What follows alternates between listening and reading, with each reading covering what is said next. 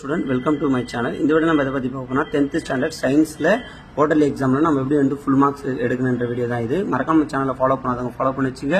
WhatsApp குரூப்ல join பண்ணி வச்சுங்க.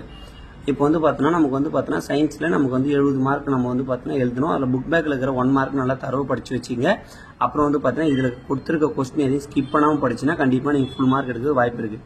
ஸோ வந்து பார்த்தோன்னா குருவினால ஃபிசிக்ஸில் இருக்கிற இம்பார்ட்டன்ட் கொஸ்டின்ஸ் இதெல்லாம் தமிழ் மீடியத்தில் இருக்குது, இங்கிலீஷ் மீடியத்தில் இருக்குது. இதில் வந்து பார்த்தோன்னா ஃபஸ்ட்டு 22 கொஸ்டின் வந்து 22வது நம்பர் வரைக்கும் வந்து பார்த்தோன்னா நமக்கு குவார்டர்லி எக்ஸாமுடைய போர்ஷன். இது வந்து குருவினா. அப்புறம் வந்து பார்த்தீங்கன்னா நம்ம சிறுவினால ஃபர்ஸ்ட் 6 கொஸ்டின் ரொம்ப இம்பார்ட்டன்ட். இதில் இதெல்லாம் மோஸ்ட் இம்பார்ட்டன்ட் கொஸ்டின். ஸோ எதையும் ஸ்கிப் பண்ணாமல் படிச்சு வச்சுங்க.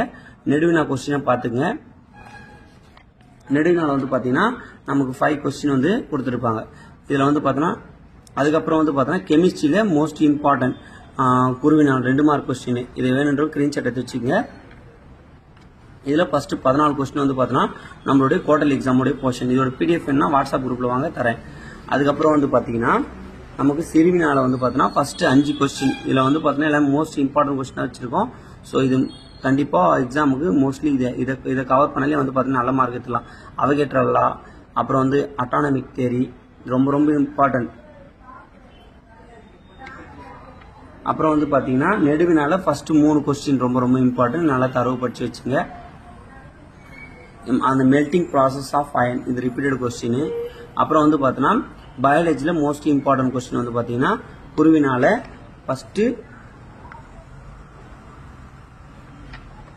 25 கொஸ்டின் வந்து பார்த்தோன்னா பயாலஜி போர்ஷன் வந்து ரொம்ப பெருசு. ஃபர்ஸ்ட் 25 வந்து பார்த்தீங்கன்னா நமக்கு குவார்டர்லி போர்ஷனுடைய இம்பார்ட்டன்ட் கொஸ்டின்ஸ். அதுக்கப்புறம் வந்து பார்த்தீங்கன்னா சிறுவினால ஃபர்ஸ்ட் 6 கொஸ்டின் ரொம்ப இம்பார்ட்டன்ட்.